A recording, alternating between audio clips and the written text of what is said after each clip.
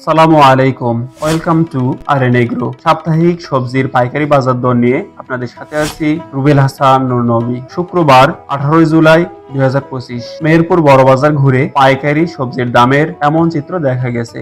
আজকের বাজারে প্রতি পিস লাউ বিক্রি হচ্ছে 25 টাকায়, মিষ্টি কুমড়া প্রতি কেজি 20 টাকা, পেঁপে 16 টাকা, ঢেঁড়স 20 টাকা, করলা 45 টাকা, পটল 28 টাকা, শসা 90 টাকা, চিচিঙ্গা 15 টাকা, ঝিঙা 25 টাকা, কাকরুল প্রতি কেজি 50 টাকায় বিক্রি হচ্ছে।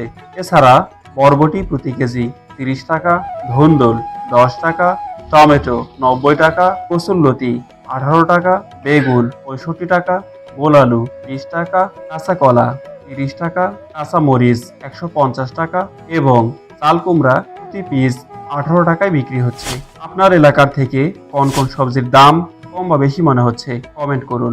নিয়মিত সাপ্তাহিক বাজার দর জানতে আরএন এগ্রো চ্যানেলটি সাবস্ক্রাইব করুন, পাশাপাশি ফেসবুক পেজটি ফলো করে রাখুন।